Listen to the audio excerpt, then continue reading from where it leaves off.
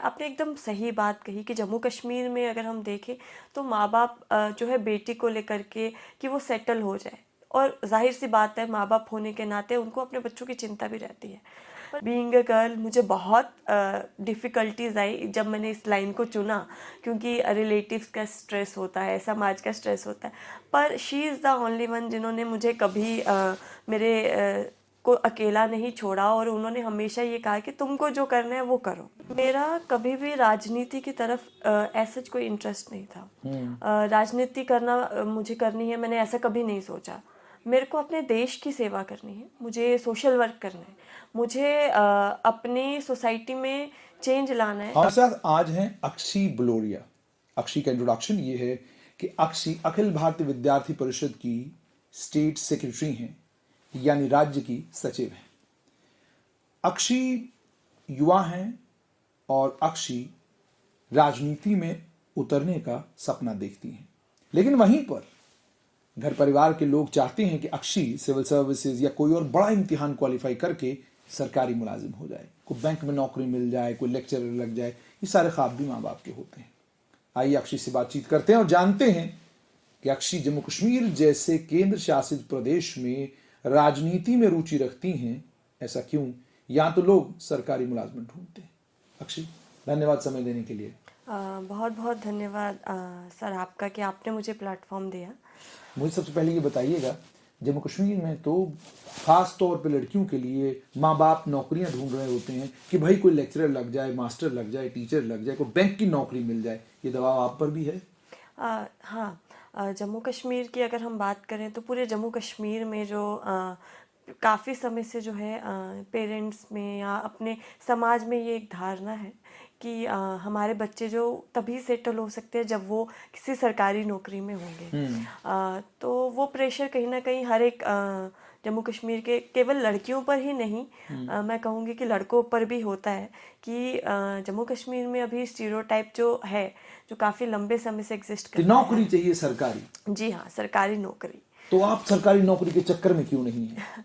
देखिए, मेरा बहुत क्लियर कट ये चीज़ मानना है कि हर इंसान की एक अपनी इंडिविजुअलिटी होती है, अपना इंटरेस्ट होता है, ठीक है। अब अगर हम सरकारी नौकरी की बात करें तो हर किसी को सरकारी नौकरी नहीं मिल सकती, और ऐसा नहीं है कि मेरे को इंटरेस्ट नहीं था या मुझे करनी नहीं है, परंतु कहते हैं ना कि जिसने अपने आप को आगे लेके जाने का सोचा हो, जिसने कुछ अलग करने का सोचा हो, तो वो भीड़ में नहीं चलता, वो भीड़ से निकल कर कुछ अलग करने की सोचता। तो वही सोच लेकर के आज। लेकिन माँ बाप में पेशेंस, यानी आप एक रास्ते पे चल पड़ी, डगर आपकी बिल्कुल सही है और आपका रास्ता भी बिल्कुल सही है, लेकिन माँ बाप इतना लंबा इंतजार नहीं कर सकते। वो तो कहते हैं आपकी ग्रेजुएशन, पोस्ट ग्रेजुएशन हो गई, इसके बाद जम्मू कश्मीर में माँ बाप के मन में एक ही विचार होता है कि बेटी की अच्छी जगह शादी हो जाए,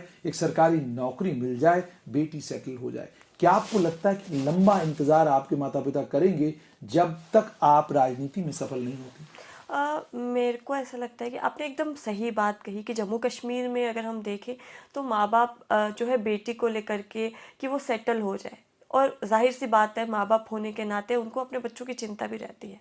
परंतु आज की अगर हम बात करें, जब हम भारत की बात करते हैं तो बहुत, अगर हम पुराने समय में भी देखें तो भारत में महिलाओं ने जो है वो बहुत अच्छा कार्य करके दिखाया हर क्षेत्र में, राजनीति ही नहीं बल्कि किसी भी क्षेत्र में। फिर अगर आपको पढ़ाई भी करनी है, सेटल भी होना है, आपको तब भी इंतज़ार करना पड़ेगा।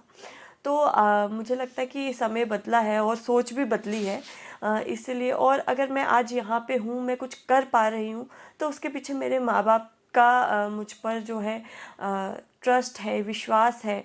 उनको कहीं ना कहीं ये लगता है कि कहीं ना कहीं मैं आगे आने वाले समय में समय माता को लूंगी। या पिता को? दोनों को। नहीं, ऐसा हो नहीं सकता। हाँ, क्योंकि माताएं तो थोड़ी सी कोमल हृदय वाली होती हैं, वो तो ये चाहती हैं कि भाई मैं अपने सामने सामने देखूं कि मेरी बेटी का ब्याह हो गया, उसका घर बस गया, इस तरह का विचार रहता है। लेकिन आपकी माता का विचार, माता जी का विचार मेरे कैसा है? घर में ऑपोजिट है। मेरे पिताजी इस चीज को लेकर चिंतित हैं। चिंतित है कि इसको अभी सेटल हो जाना चाहिए, इसकी शादी कर देनी चाहिए। पर मेरे को बहुत ज्यादा खुशी है कि मेरी माता जी मुझे इस चीज में सबसे ज्यादा सपोर्ट करती है।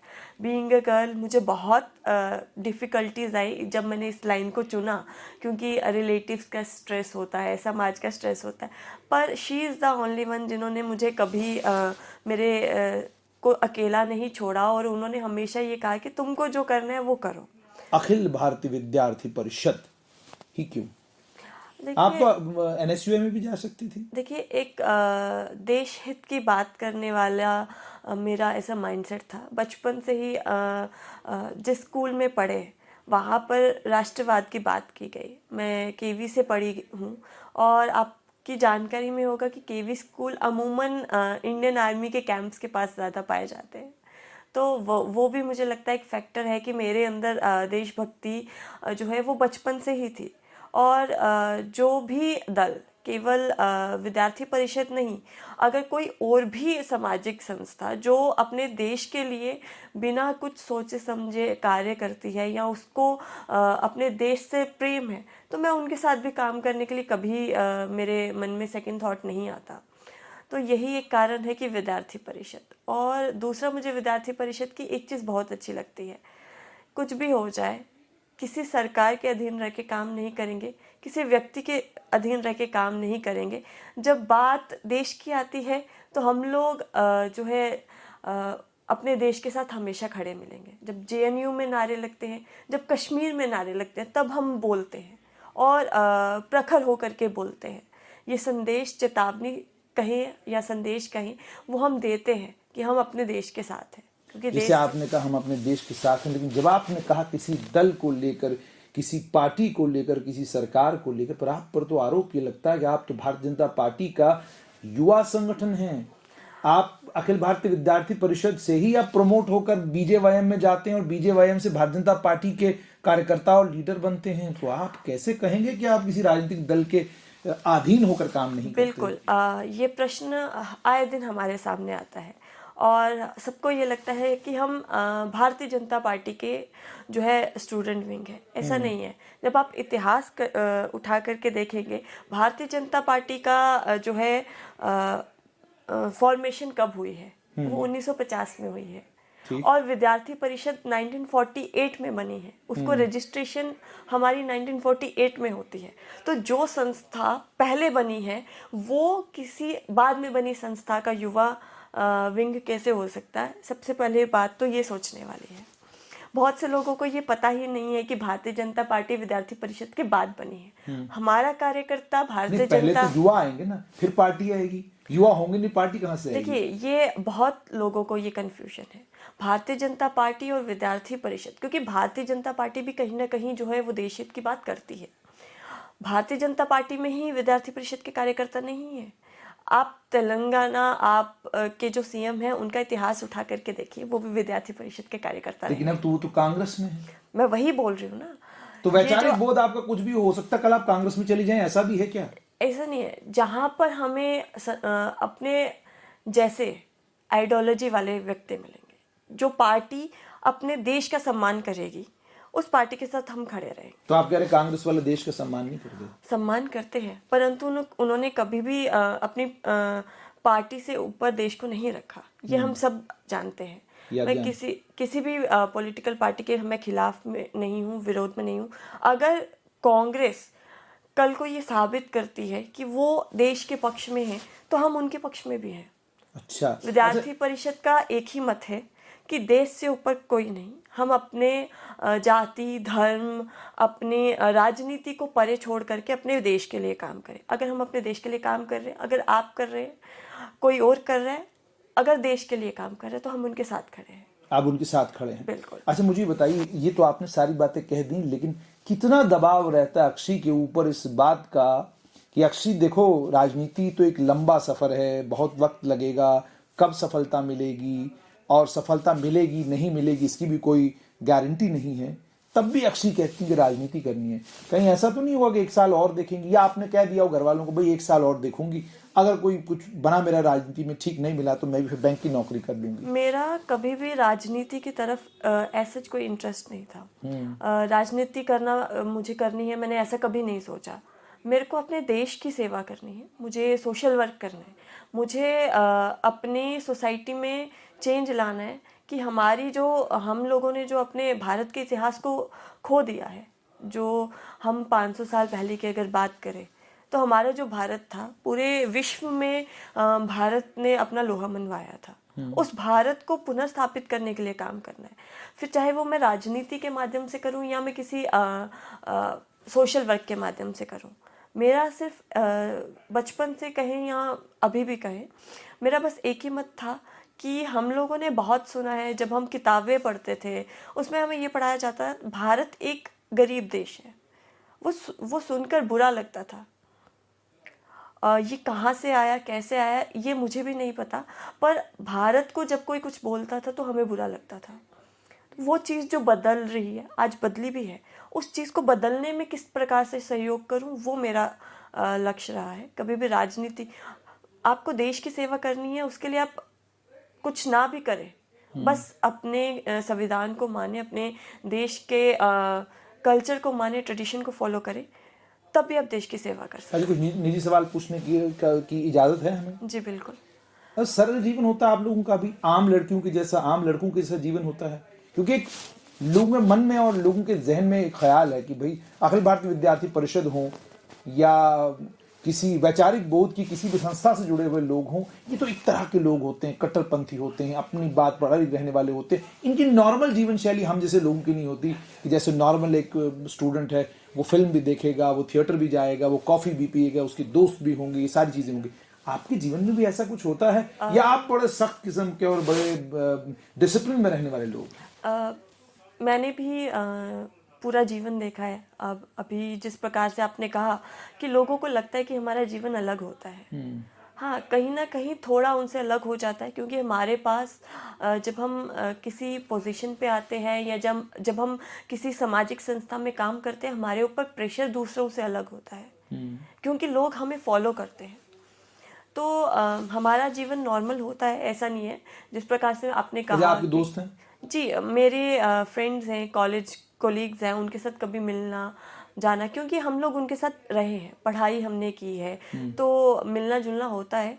हाँ, उतना फ्रिक्वेंसी में नहीं, जैसे मतलब नॉर्मल जो विद्यार्थी है वो कहीं ना कहीं हफ्ते में 2 बार मिलेगा, हम महीने में 1 बार कहीं सब लोग मिलेंगे, कॉलेज फ्रेंड्स हैं। और बाकी टाइम सारा आपका जो समाज सेवा में चला जाता है? जी बिल्कुल, संगठन में रहकर जो है काम करने में चला जाता है, क्योंकि हम लोगों को एक आइडल स्थापित करना पड़ता है। हम लोगों को विद्यार्थियों के बीच में अगर हम काम कर रहे हैं तो हमें वो क्यों हमारे पीछे आएंगे, वो किसी ने कहा कि इससे पहले कि आप किसी के चरित्र के बारे में, किसी के बारे में चर्चा करें, आप अपने चरित्र को इतना ऊंचा करें कि लोग कहें कि ये तो मिसाल है। जी, यही बोध लेकर आप चलती हैं? जी बिल्कुल, क्योंकि हम तब तक दूसरों को ज्ञान नहीं दे सकते जब तक हम खुद उस चीज को फॉलो नहीं करते हो। आपके पास ज्ञान होगा तो देंगे ना? बिल्कुल। अच्छा, मुझे ये बताइएगा कि कभी मन करता है कि थोड़ा इंटरनेशनल घूम लें, थोड़ा ऑफ शोर्स चले जाएं, कोई महीना एक छुट्टी कर लें, और बिल्कुल, और कौन सी जगह है जहां आप जाना चाहेंगे? मैं कहीं दूर तो नहीं जाना चाहूँगी, लेकिन हाँ, हमारे यहाँ पे साउथ में जगह है, केरला में बैक वाटर्स है, तिरुपति है, मैं उस जगह पे ज़रूर जाना चाहूँगी, क्योंकि वहाँ बहुत शांति है। और मैं वहाँ यूरोप घूमने का शौक नहीं, अपना भारत में ही घूमने के लिए इतने सारे स्थान हैं कि फॉरेन की कंट्रीज तो बाद में देखेंगे, पहले अपने भारत को जान ले। भारत में असीम भंडार है, ज्ञान का भी और शांति का भी। हम सब ने सुना है कि फेसबुक पर, अब ये सच है या झूठ है, कि जितने भी बड़े बड़े हस्ती हुई है, मार्क जुगलबर्ग की अगर हम बात करें, जब उसको कहीं शांति नहीं मिली, वो भारत में आया था। तो जब हम भारत में बाहर से लोग भारत में शांति ढूंढने आ रहे हैं, तो हम अब भारत में रह करके अपने ही देश को क्यों ना जाने। तो बहुत डाइवर्सिटीज़ है। संगठन में काम करते करते बहुत सारी जगहें घूम चुकी हूँ, लेकिन जो एक कहते हैं ना, कभी भी जम्मू कश्मीर से बाहर जाकर भी या कहीं पर भी गई हूँ तो कभी ऐसा नहीं लगा कि मैं कहीं और आई हूँ। घर है तो घर की तरह ही ऐसा लगा। लगता है सब जगह पूरा भारतीय अपना घर अपना है। है। अच्छा, मुझे ये बताइएगा कि ये तो बात हो गई कि अगर आपको घूमने का मौका मिले, लेकिन अगर आपको मान लीजिए कल प्रधानमंत्री मोदी कहते हैं कि अक्षी हम चाहते हैं कि आप बताइए, वो तो जिन सामने आ जाए और आपको कह दिया जाए बताइए आप क्या चाहती हैं, जो चाहेंगी वो हो जाएगा, तो आप क्या चाहेंगी अपने लिए? मैं अपने लिए कुछ नहीं चाहूँगी। मैं बस ये चाहूँगी कि हमारे भारत की जिस तरह से विकास उन्होंने किया है, हमारा भारत जो है, जो 500 वर्ष पहले का भारत था, वो भारत वापस आ जाए। तो उसके लिए हम अपने सभी लिए लगे कुछ हैं। नहीं। कोई बंगला, को गाड़ी, कोई कुछ, कोई नहीं, मंत्री का पद, कोई पोजीशन, मैंने कुछ? कहा ना कि पोजीशन आती जाती रहेगी, लेकिन सेवा भाव और अपने देश के लिए समर्पण जो है वो खत्म नहीं होना चाहिए। जो तो प्रधानमंत्री, पूर्व प्रधानमंत्री स्वर्गीय अटल बिहारी वाजपेयी ने कहा, हम रहें या ना रहें, देश रहना चाहिए। तो बिल्कुल ये बात आप कह रही हैं कि हम रहें या ना रहें, देश रहना चाहिए। जी। क्योंकि हम सब जानते हैं कि जब हम बाहर जाते हैं ना, हम वहाँ पे अपने हमारे पास कितना बैंक बैलेंस है, हमारे पास गाड़ी है या नहीं है, हमारे पास हम कौन से धर्म से हैं, हम कौन सी जाति से, कौन से समुदाय से हैं, ये मैटर नहीं करता। आप कौन से देश से हैं ये मैटर करता है। आप अपना इंट्रोडक्शन जब देते हैं, आप इंडियन बोलते हैं, आप भारतीय बोलते हैं। आप ये नहीं कहते कि मैं जम्मू कश्मीर से आया हूँ। आप एकदम भारतीय हैं, बिल्कुल। भारतीय और नागरिक हैं। पहले मुझे ऐसा लगता है कि पहले हम शायद नहीं बोलते थे, और आज जब हम बोलते हैं तो हम बहुत खुशी से और प्रखरता से बोलते हैं, क्योंकि आज भारत ने अपने आप को पुनः उस लाइन पे स्थापित करके दिखाया है।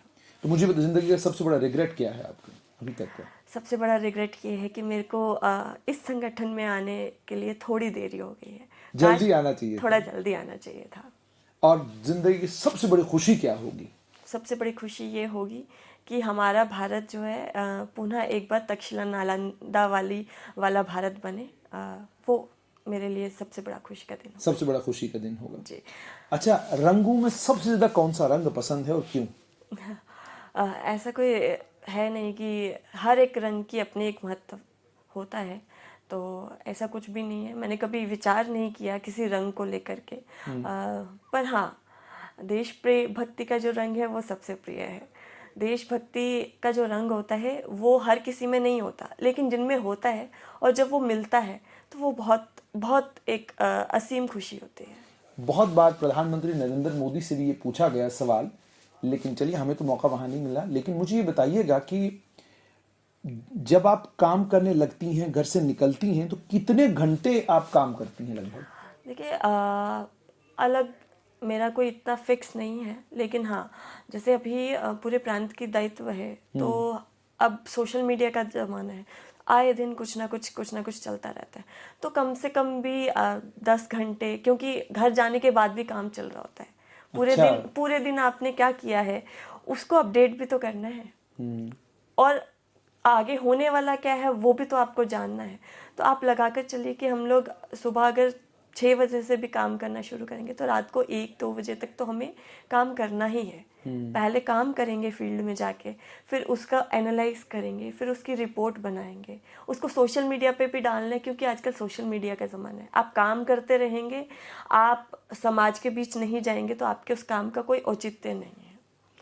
तो कितने घंटे तो नहीं, हाँ, सामान्य इंसान की तरह, सामान्य नागरिक की तरह मैं भी काम करती हूँ। अक्षय में कहाँ मिलेगी 5 साल के बाद? 5 साल के बाद मैंने ऐसा कुछ सोचा नहीं है। अभी जिस संगठन में हूँ उस संगठन में काम करती रहूँगी, और संगठन मेरे बारे में क्या सोचता है, संगठन मुझे कहाँ देखता है, ये संगठन तय करेगा। क्योंकि जब हम एक व्यक्ति विशेष के लिए हो जाते हैं या हम अपने लिए सोचते हैं, तो शायद मुझे ऐसा लगता है कि हमारी प्रगति नहीं होती। तो अभी जिस संगठन में हूँ उस संगठन पे विश्वास है, क्योंकि उस संगठन ने अगर 75 साल इस देश को अपने समर्पित किए हैं, तो उसने कहीं ना कहीं सोचा होगा, और उसने मेरे लिए भी सोचा होगा। एक आम कार्यकर्ता हूँ और मेरी संगठन मेरी चिंता करेगा और मैं देश की चिंता करूँगा। बहुत सारे लोग जब किसी रास्ते पे चल पड़ते हैं, वक्त आता है जब उन्हें लगता है थक गए, अब लेट जाना चाहिए, अब छोड़ देना चाहिए, बहुत हो गया। अक्षय को नहीं लगा कि एक लंबा समय हो गया अखिल भारतीय विद्यार्थी परिषद को दिया, इस समय में प्रांत सचिव हूँ, मैं कुछ और भी हो सकती थी, अब कुछ और कर लेते हैं? कभी ऐसा नहीं लगा, क्योंकि मैंने कहा ना कि संगठन ने मुझे ज़मीन से उठा करके यहाँ पहुँचाया है। मैं जब इस संगठन में आई थी, अच्छा, मैंने दादा, नाना, मामा, चाचा, ताया कोई तो होगा राजनीति में, कोई तो। मेरे फैमिली जो है एक बहुत मध्य परिवार से है। उनका वही था कि मध्यम वर्गीय परिवार है। जी बिल्कुल। उनका यही था कि पढ़ाई कर लो, पढ़ाई करके कुछ बन जाओ, कुछ कर लो। कोई भी कोई आपके सीवी पर किसी के दस्तखत नहीं है, नहीं। तो आपकी काबिलियत आपको यहाँ तक लाई है। जी और मुझे ऐसा लगता है कि कहीं ना कहीं इस संगठन में ही वो चीज़ है कि उन्होंने मुझे शायद पहचाना और उन्होंने मुझ पे इतना भरोसा दिखाया, क्योंकि मेरे को कभी नहीं पता था कि राजनीति क्या होती है, मेरे को नहीं पता था कि संगठन में काम कैसे करते हैं। हाँ, मुझे ये पता था कि मुझे जो करना है वो अपने देश के लिए करना है। तो मेरी पहचान करने वाला जो है वो मेरा संगठन है, और मेरे संगठन में वो शक्ति है कि आज मैं यहाँ पे हूँ। संगठन में वो शक्ति है कि आज यहाँ पर है।